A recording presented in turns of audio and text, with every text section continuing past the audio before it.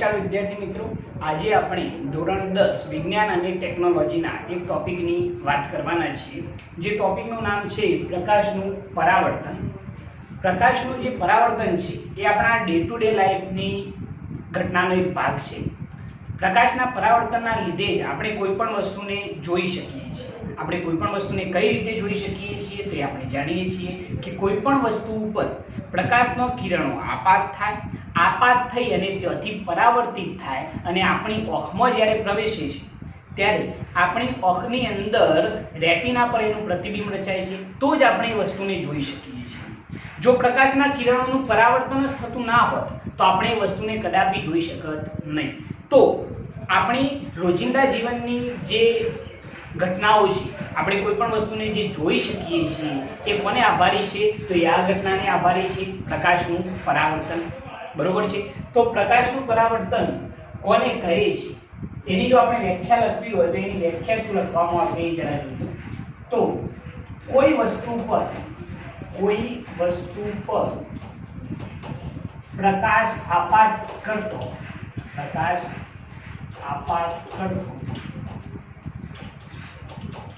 વસ્તુ પરથી પ્રકાશના પાછા વળવાની ઘટનાને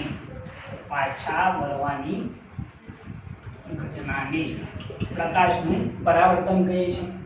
વ્યાખ્યા શું લખેલી છે જરા જોજો કે કોઈ વસ્તુ પર પ્રકાશ આપાત કરતો વસ્તુ પરથી પ્રકાશના પાછા વળવાની ઘટનાને શું કહેવાય છે? પ્રકાશનું પરાવર્તન. કોઈ પણ વસ્તુ હોય, બરોબર છે. દાખલા તરીકે આપણી માર્કર છે, તો આ માર્કર ઉપર પ્રકાશનો કિરણો આપાત થાય અને આપાત થયેલ કિરણો આ વસ્તુ પરથી જે પાછા વળે છે એ પાછા વળવાની ઘટનાને પ્રકાશનું શું કહે છે? પરાવર્તન કહે છે. હવે જે પ્રકાશનું પરાવર્તન છે એના મુખ્ય બે પ્રકાર છે. જો એ આપણે કહેવા હોય તો એ પહેલો કયો આવશે? તો નિયમિત પરાવર્તન અને બીજું આવે છે અનિયમિત પરાવર્તન.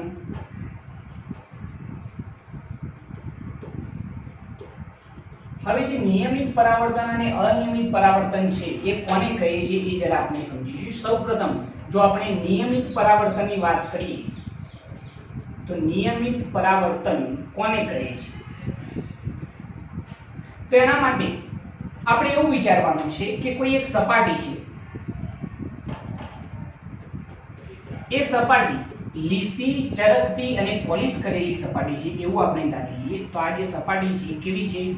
લીસી, ચરકતી અને સમતલ સપાટી છે. પોલિશ કરેલી પણ તમે કહી શકો છો. લીસી છે એટલે પોલિશ કરેલી હશે. તો કોઈ એક સપાટી છે જે કેવી છે? લીસી, ચરકતી અને સમતલ સપાટી છે. આવી સપાટી પર કોઈ સમાંતર પ્રકાશનું કિરણપુંજ જો આપાત કરવામાં આવે,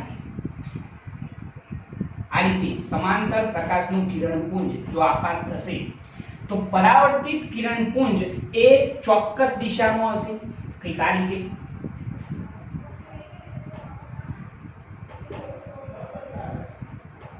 આપણે શું કહેલું છે? આપાત કિરણપુંજ એ કેવું છે? સમાંતર કિરણપુંજ છે. અને પરાવર્તિત કિરણપુંજ એ કેવી દિશામાં હોય છે? જો ચોક્કસ દિશામાં હોય તો એવા પરાવર્તનને શું કહે છે? નિયમિત પરાવર્તન કહે છે. જો આપણે આને કહેવું હોય તો આને શું કહીશું? આપાત કિરણપુંજ. જે કેવું છે? સમાંતર કિરણપુંજ છે. અને જે પરાવર્તિત કિરણપુંજ છે, પરાવર્તિત કિરણપુંજ ચોક્કસ દિશામાં હોય છે. તો આવું જે પરાવર્તન છે એને શું કહેવામાં આવે છે? નિયમિત પરાવર્તન. જો નિયમિત પરાવર્તનની વ્યાખ્યા લખવી હોય તો આપણે એવી કહી શકીએ છીએ કે પ્રકાશનું સમાંતર કિરણપુંજ કોઈ લીસી, ચરકતી અથવા સમતલ સપાટી પર આપાત થાય તો પરાવર્તિત કિરણપુંજ કોઈ એક ચોક્કસ દિશામાં હોય છે. અને પ્રકાશના આવા પરાવર્તનને શું કહે છે? નિયમિત પરાવર્તન કહે છે. શું લખીશું વ્યાખ્યા? પ્રકાશનું સમાંતર કિરણપુંજ કેવી સપાટી પર? લીસી, ચરકતી અને સમતલ સપાટી પર આપાત થાય તો પરાવર્તિત કિરણપુંજ કોઈ એક ચોક્કસ દિશામાં હોય છે. આવા પરાવર્તનને શું કહે છે? નિયમિત પરાવર્તન કહે છે. અહીંયા એ વસ્તુ ધ્યાન રાખવાની છે કે આપાત કિરણપુંજ કેવું છે? સમાંતર કિરણપુંજ છે. તો પરાવર્તિત કિરણપુંજ પણ કેવું છે? સમાંતર જ છે. બરોબર, એક ચોક્કસ દિશામાં છે. તો આવા પરાવર્તનને શું કહીશું? નિયમિત પરાવર્તન. બરોબર છે. તો આ નિયમિત પરાવર્તનની વાત થઈ. એના પછી જો આપણે અનિયમિત પરાવર્તનની વાત કરીએ તો અનિયમિત પરાવર્તન કોને કહે છે? તો એના માટે આપણે શું વિચારીશું જરા જોજો. આ રીતની એક ઘટના વિચારીએ. અહીંયા મેં એક સપાટી બતાવેલી છે. આ જે સપાટી છે એ અનિયમિત ખરબચડી સપાટી છે. આ સપાટી કેવી વિચારવાની છે આપણે? અનિયમિત ખરબચડી સપાટી છે અને એના ઉપર જો સમાંતર કિરણપુંજ, પ્રકાશનું સમાંતર કિરણપુંજ આપાત થાય આ રીતે, તો એ વખતે આ સમાંતર કિરણપુંજ આપાત થયું છે. આ સમાંતર કિરણપુંજ જો અનિયમિત ખરબચડી સપાટી પર આપાત થાય તો પરાવર્તિત કિરણપુંજ એ કોઈ ચોક્કસ દિશામાં હશે નહીં. એટલે કે પરાવર્તિત કિરણપુંજ એકબીજાને સમાંતર હશે નહીં. તો કંઈક ઘટના આવી બનશે કે આ કિરણ જે અહીંયા આપાત થયું છે પરાવર્તિત થઈ આ દિશામાં જાય છે. આ જે કિરણ આપાત થઈ એ પરાવર્તિત થઈ અને સપોઝ આપણે વિચારી લઈએ કે આ દિશામાં જાય છે અને આ જે કિરણ આપાત થયું છે એ પરાવર્તિત થઈ અને કંઈક આ દિશામાં જાય છે. તો અહીંયા સમજવા જેવી બાબત કઈ છે? જરા ધ્યાનથી જોજો કે જ્યારે સમાંતર પ્રકાશનું કિરણપુંજ કોઈ અનિયમિત ખરબચડી સપાટી પર આપાત થાય ત્યારે પરાવર્તિત કિરણપુંજ એ કોઈ ચોક્કસ દિશામાં હોતું નથી. તો આવા પરાવર્તનને શું કહે છે? અનિયમિત પરાવર્તન કહે છે. આને આપણે કહેવું હોય તો શું કહીશું? પરાવર્તિત કિરણપુંજ. ચોક્કસ દિશામાં હોતું નથી. તો આવા પરાવર્તનને શું કહીશું? અનિયમિત પરાવર્તન. બરોબર છે. તો સૌપ્રથમ આ બે ઘટનાઓ આપણે સમજવી પડશે. કઈ છે? પહેલા તો પ્રકાશનું પરાવર્તન કોને કહેવાય? તો કોઈ વસ્તુ પર પ્રકાશ આપાત કરતો વસ્તુની સપાટી પરથી પ્રકાશના પાછા વળવાની ઘટનાને પ્રકાશનું શું કહે છે? પરાવર્તન કહે છે. એની અંદર મુખ્ય કેટલા પ્રકાર છે? બે પ્રકાર છે. એક છે નિયમિત પરાવર્તન અને બીજું છે અનિયમિત પરાવર્તન. નિયમિત પરાવર્તન કોને કહેવાય? તો એના માટે કેવી સપાટી પર પ્રકાશનું સમાંતર કિરણપુંજ આપાત કરવાનું છે? તો લીસી, ચરકતી અને સમતલ સપાટી પર સમાંતર પ્રકાશનું કિરણપુંજ આપાત કરતો પરાવર્તિત કિરણપુંજ કોઈ એક ચોક્કસ દિશામાં હોય છે અને આવા પરાવર્તનને શું કહે છે? નિયમિત પરાવર્તન. કેટલા શબ્દો યાદ રાખવાના છે?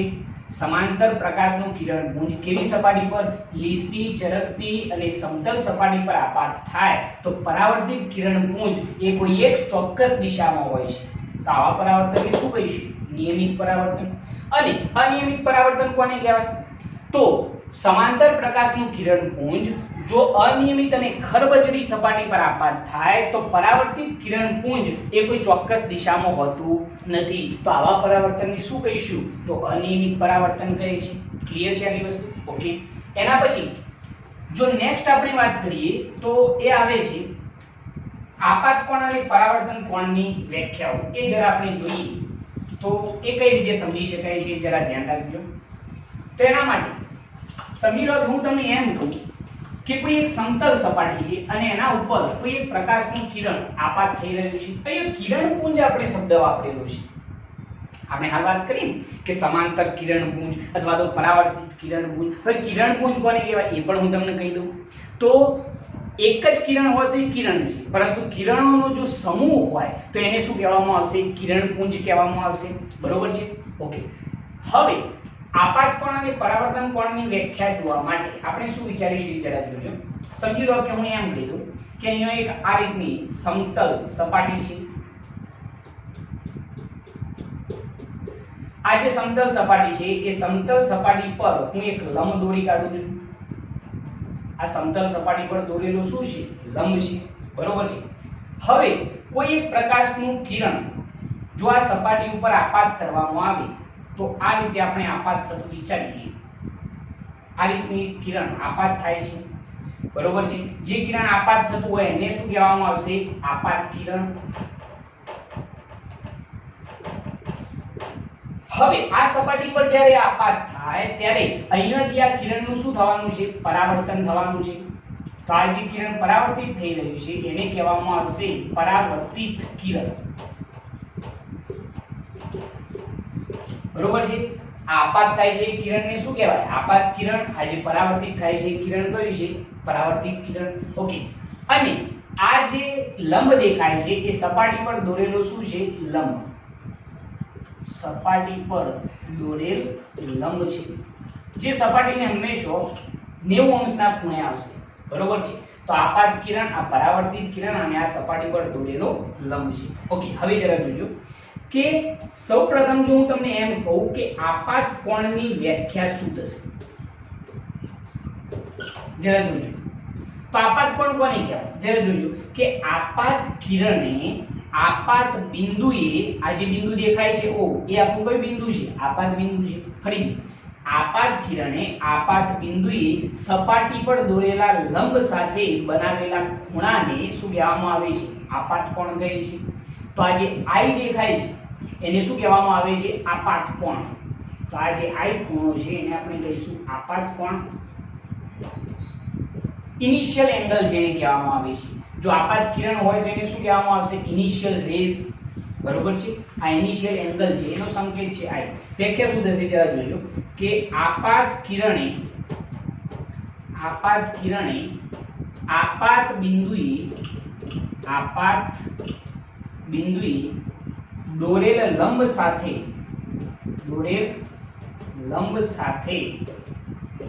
બનાવેલ ખૂણાને આપાત કોણ કહે છે. આપાત કોણ I કહે છે એમ લખી આપણે. બરોબર છે? આપાત કોણની વ્યાખ્યા શું લખેલી છે? કયા કિરણે? આપાત કિરણે આપાત બિંદુએ દોરેલા લંબ સાથે બનાવેલા ખૂણાને શું કહેવાય છે? આપાત કોણ કહે છે. શેની રીતે? જો આપણે પરાવર્તન કોણની વ્યાખ્યા લખવી હોય તો પરાવર્તન કોણ કોને કહેવાશે?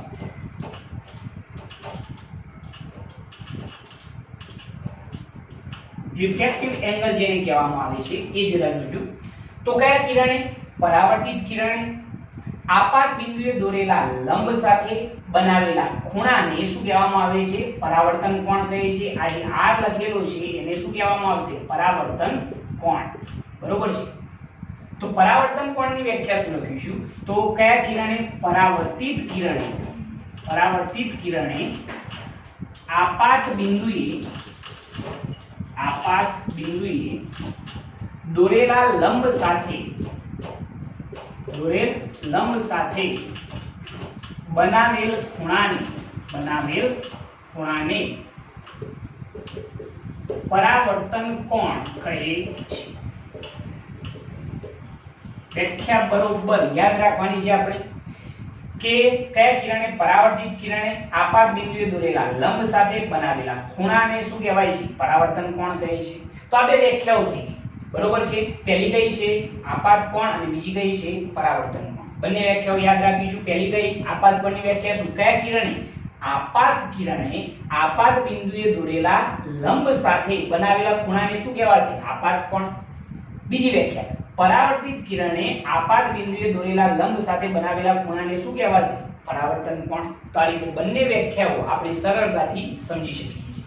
એના પછી જો આપણે પરાવર્તનની વાત કરતા હોય તો એના માટે પરાવર્તનના નિયમો આપણે જોવા પડશે. પરાવર્તનના નિયમ. હવે પરાવર્તનના જે નિયમો છે એ કયા છે? તો પહેલો નિયમ આ યાદ રાખવાના છે, કદી પણ ભૂલવાના નથી. તો કોઈ પણ સપાટી પર, ભલે એ નિયમિત સપાટી હોય પછી અનિયમિત સપાટી હોય, તો એના માટે આપણો જે આપાત કોણ છે એ આપાત કોણ અને પરાવર્તન કોણ એ બંનેના મૂલ્યો કેવા હશે? તો હંમેશા સમાન હશે. કોઈ પણ સપાટી પર યાદ રાખજો આ પરાવર્તનનો નિયમ કે કોઈ પણ સપાટી પર ભલે નિયમિત હોય પછી અનિયમિત હોય, તો એના માટે આપાત કોણ અને પરાવર્તન કોણના મૂલ્યો કેવા હોય છે? સમાન હોય છે. તો આપણે અહીંયા લખી શકીએ કે અહીં આપાત કોણ એટલે કે I ઇનિશિયલ એંગલ અને પરાવર્તન કોણ R ના મૂલ્યો કેવા હોય છે તો સમાન હોય છે. પહેલો નિયમ થઈ ગયો કે આપાત કોણ અને પરાવર્તન કોણના મૂલ્યો કેવા હોય છે સમાન હોય છે એટલે કે I બરાબર શું હોય R હોય છે. આપાત કોણ અને પરાવર્તન કોણ બંનેના મૂલ્યો કેવા સમાન. આ પહેલો નિયમ થઈ ગયો. અને જે બીજો નિયમ છે એ બીજો નિયમ શું કહે છે જરા જોજો. તો બીજો નિયમ એવું કહે છે કે આપાત કિરણ, પરાવર્તિત કિરણ અને આપાત બિંદુએ દોરેલો લંબ ત્રણેય કેવા હોય છે એક જ સમતલમાં હોય છે. એક જ સમતલમાં હોય છે એનો મતલબ શું કે એનું જે સમતલ છે એ કેવું હશે એક જ હશે. બરોબર છે. એક જ સમતલની અંદર આ ત્રણેય વસ્તુઓ રહેલી હોય છે. તો બીજો નિયમ આપણે લખીશું કે આપાત કિરણ, પરાવર્તિત કિરણ અને આપાત બિંદુએ દોરેલ લંબ, આપાત બિંદુએ દોરેલ લંબ ત્રણેય એક જ સમતલમાં હોય છે. આ બીજો નિયમ થઈ ગયો. બરોબર છે. બંને નિયમો આપણે વ્યવસ્થિત યાદ રાખવાના છે. પહેલો કયો I બરાબર R એટલે કે આપાત કોણ અને પરાવર્તન કોણના મૂલ્યો કેવા હોય સમાન હશે. બીજો આપાત કિરણ, પરાવર્તિત કિરણ અને આપાત બિંદુએ દોરેલ લંબ ત્રણેય કેવા હોય છે એક જ સમતલમાં હોય છે. આ બંને નિયમો આપણે યાદ રાખવાના રહેશે. આ વસ્તુ યાદ રાખજો કે આપાત કોણ અને પરાવર્તન કોણના મૂલ્યો ગમે તે સપાટી હોય નિયમિત કે પછી અનિયમિત બંને પર કેવા હશે સમાન જ હશે. કારણ કે નિયમ બોલે છે પરાવર્તનનો નિયમ છે જે. બરોબર છે. તો આ રીતે આપણે આપાત કોણ અને પરાવર્તન કોણની વ્યાખ્યાઓ અને સાથે સાથે પરાવર્તનના નિયમો જાણી શકીએ છીએ. ઓકે. જો મિત્રો તમને અમારી આ ચેનલ પસંદ આવતી હોય તો અમારી આ ચેનલને લાઈક કરો, શેર કરો અને સબસ્ક્રાઇબ કરો અને બેલ આઇકન સ્ટાર્ટ કરો જેથી અમારા આવનારા વિડીયો તમને મળતા રહે. જય હિન્દ.